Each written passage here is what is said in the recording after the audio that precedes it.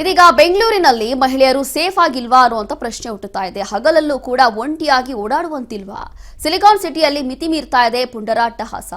ಮಾಜಿ ಉಪಮೇಯರ್ ಸೊಸೆ ಕಾರು ಅಡ್ಡಗಟ್ಟಿ ಈಗ ಪುಂಡಾಟಿಕೆಯನ್ನ ಮೆರೆದಿದ್ದಾರೆ. ಪತಿಗೆ ಊಟ ಕೊಟ್ಟು ಕಾರಿನಲ್ಲಿ ಒಂಟಿಯಾಗಿ ಬರ್ತಾ ಇದ್ದಂತಹ ಮಹಿಳೆ ಕಾರು ಅಡ್ಡಗಟ್ಟಿದ್ದಂತಹ ಎರಟಿಗಾ ಕಾರ್ನಲ್ಲಿದ್ದಂತಹ ಕಿಡಿಗೇಡಿಗಳು ಮೊಬೈಲ್ನಲ್ಲಿ ಮಹಿಳೆ ಫೋಟೋ ತೆಗೆದು ಅಸಭ್ಯವಾಗಿ ವರ್ತಿಸಿದ್ದಾರೆ. ಸಿಲಿಕಾನ್ ಸಿಟಿಯಲ್ಲಿ ನಡೆದಿರುವಂತಹ ಘಟನೆ ಇದು. ಬೆಂಗಳೂರು ಉತ್ತರ ತಾಲೂಕಿನ ಹೆಸರಘಟ್ಟದಲ್ಲಿ ನಡೆದಿರುವಂಥದ್ದು. ಮದ್ಯದ ನಶೆಯಲ್ಲಿದ್ದಂತಹ ಮಹೇಶ್ ಹಾಗೂ ಗೋವಿಂದರಾಜು ಕಿರಿಕ್ ಮಾಡಿದ್ದಾರಂತೆ. ವಿಷಯ ತಿಳಿದು ಸಹಾಯಕ್ಕೆ ಬಂದಿರುವಂತಹ ಪತಿ ಮೇಲೆಯೂ ಕೂಡ ಹಲ್ಲೆ ಮಾಡಿದ್ದಾರೆ. ದೊಡ್ಡಬೆಳವಂಗಲ ಪೊಲೀಸ್ ಠಾಣೆಯಲ್ಲಿ ಕೇಸ್ ಕೂಡ ದಾಖಲಾಗಿದೆ. ಹೀಗೆ ಹಗಲಲ್ಲೇ ನಡೀತಾ ಇರುವಂತಹ ಒಂದು ಘಟನೆ. ಅದರಲ್ಲೂ ಕೂಡ ಸಿಲಿಕಾನ್ ಸಿಟಿಯಲ್ಲಿ ಇತ್ತೀಚೆಗೆ ಇದೆಲ್ಲವೂ ಕೂಡ ಕಾಮನ್ ಆಗಿಬಿಟ್ಟಿದೆ. ಐಟಿ ಸಿಟಿ, ಸಿಲಿಕಾನ್ ಸಿಟಿ ಅಂತ ಹೇಳ್ತೀವಿ, ಆದರೆ ಸಿಲಿಕಾನ್ ಸಿಟಿ ಈಗ ಒಂದು ಸ್ವಲ್ಪ ಮಟ್ಟಿಗೂ ಕೂಡ ಸೇಫ್ ಆಗಿ ಇಲ್ಲ. ಹಗಲಲ್ಲೂ ಕೂಡ ಮಹಿಳೆಯರು, ಯುವತಿಯರು ಓಡಾಡುವಂತಿಲ್ವಾ ಅನ್ನುವಂಥ ಪ್ರಶ್ನೆ ಹುಟ್ಟುತ್ತಾ ಇದೆ. ಅದರಲ್ಲೂ ಕೂಡ ಕಾರಲ್ಲಿ ಹೋಗುವಂಥ ಸಂದರ್ಭದಲ್ಲೇ ನಡೆದಿರುವಂಥ ಘಟನೆ. ಮಾಜಿ ಉಪಮೇಯರ್ ಸೊಸೆ ಇವರು, ಬೇರೆ ಯಾರೂ ಅಲ್ಲ. ಅವರನ್ನೇ ಇವರು ಅಡ್ಡಗಟ್ಟಿ ಈ ರೀತಿಯಾಗಿ ವರ್ತಿಸ್ತಾರೆ, ಅಸಭ್ಯವಾಗಿ ವರ್ತಿಸ್ತಾರೆ ಅಂತಂದ್ರೆ ಇನ್ನು ಬೇರೆ ಎಲ್ಲ ಕಾಮನ್ ಆಗಿರುವಂಥ ಹೆಣ್ಮಕ್ಳೆಲ್ಲ ಏನು ಮಾಡಬೇಕು?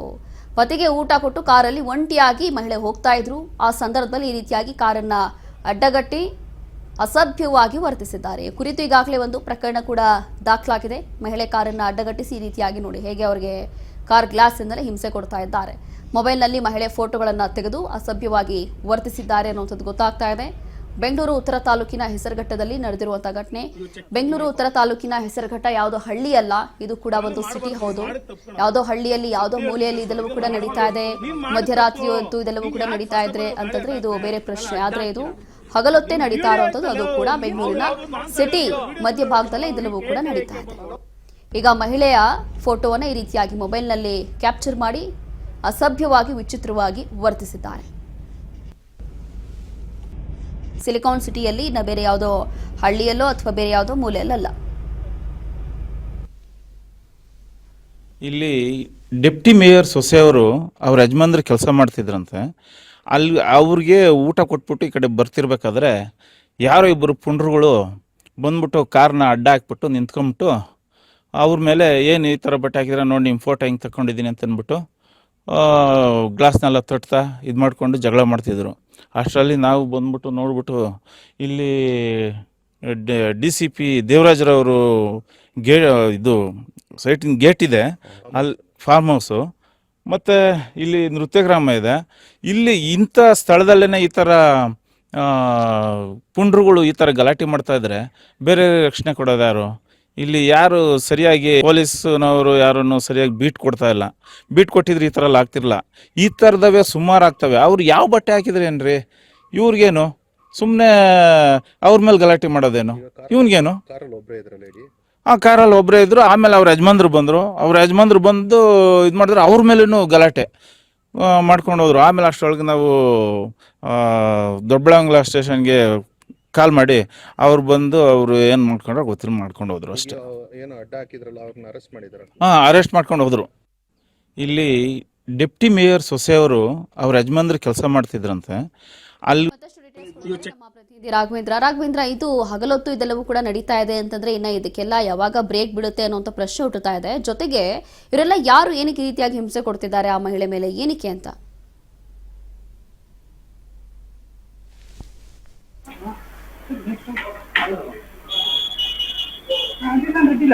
ರಾಘವೇಂದ್ರ, ನನ್ನ ಧ್ವನಿ ಕೇಳಿಸ್ತಿದ್ಯಾ ನಿಮ್ಗೆ?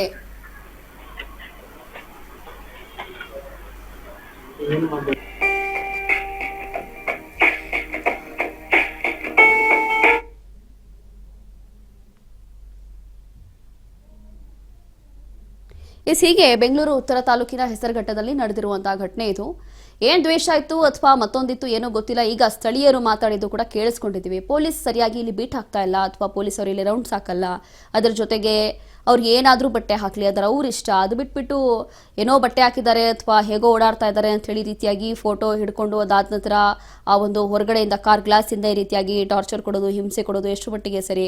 ಪೊಲೀಸ್ ಅವರಲ್ಲಿ ಸರಿಯಾಗಿ ಬರೋದಿಲ್ಲ ಅಥವಾ ಪೊಲೀಸ್ ಬೀಟ್ ಹಾಕೋದಿಲ್ಲ ಅಂತ ಹೇಳಿ ಈಗ ಸ್ಥಳೀಯರು ಮಾಡ್ತಾ ಇರುವಂತ ಆರೋಪ. ಹಾಗಾಗಿ ಇದು ಬೆಂಗಳೂರು ಹೆಸರುಘಟ್ಟ ಹತ್ರ ನಡೀತಾ ಇರುವಂತಹ ಘಟನೆ ಅಂತಂದ್ರೆ ಒಂದು ಕ್ಷಣ ಎಂತರಿಗೂ ಕೂಡ ಶಾಕ್ ಆಗುತ್ತೆ. ಇಂಥ ಭಾಗದಲ್ಲೂ ಕೂಡ ಹಗಲೊತ್ತೇದೆಲ್ಲವೂ ಕೂಡ ನಡೀತಾ ಇದೆ ಅಂತಂದ್ರೆ ಇನ್ನ ಹೆಣ್ಮಕ್ಳು ಮಹಿಳೆಯರು ಎಷ್ಟು ಸೇಫ್ ಆಗಿದ್ದಾರೆ ಅನ್ನೋಂಥ ಪ್ರಶ್ನೆ ಹುಟ್ಟುತ್ತೆ. ಹೀಗೆ ಇದು IT ಸಿಟಿ ಬೆಂಗಳೂರಿನಲ್ಲಿ ನಡೀತಾ ಇರುವಂತಹ ಒಂದು ಘಟನೆ. ಅದರಲ್ಲೂ ಕೂಡ ಬೆಂಗಳೂರಿನ ಹೆಸರುಘಟ್ಟದಲ್ಲಿ ನಡೆದಿರುವಂಥದ್ದು. ಸುಖ ಸುಮ್ಮನೆ ಈ ರೀತಿಯಾಗಿ ಕಾರ್ ಅಡ್ಡಗಟ್ಟಿ ಫೋಟೋ ಹಿಡಿದು ಮಹಿಳೆಗೆ ಈ ರೀತಿಯಾಗಿ ಟಾರ್ಚರ್ ಕೊಟ್ಟಿದ್ದಾರೆ. ಅದರಲ್ಲಿ ಏನಕ್ಕೆ ಈ ರೀತಿಯಾಗಿ ಏನು ದ್ವೇಷ ಇತ್ತು ಅಥವಾ ಏನಾದರೂ ಕೋಪ ಆಯ್ತಾ ಏನೋ ಗೊತ್ತಿಲ್ಲ, ವಾಟ್ ಎವರ್ ಇಟ್ ಈಸ್, ಏನೇ ಇದ್ರೂ ಕೂಡ ಈ ರೀತಿಯಾಗಿ ಮಾಡೋರಿಗೆ ನಿಜವಾಗ್ಲೂ ಕೂಡ ಇನ್ನು ಯಾವುದ್ರಲ್ಲಿ ಹೊಡಿಬೇಕೋ ಏನೋ ಗೊತ್ತಿಲ್ಲ. ಇಂಥವ್ರಿಗೆಲ್ಲ ಏನು ಶಿಕ್ಷೆ ಆಗಬೇಕು ಇದೆಲ್ಲವೂ ಕೂಡ ಯಾವಾಗ ಬ್ರೇಕ್ ಬೀಳುತ್ತೋ ಅಂತ ಹೇಳಿ ಗೊತ್ತಿಲ್ಲ. ಮತ್ತಷ್ಟು ಡೀಟೇಲ್ಸ್ ಕೊಡ್ತಾರೆ ನಮ್ಮ ಪ್ರತಿನಿಧಿ ರಾಘವೇಂದ್ರ.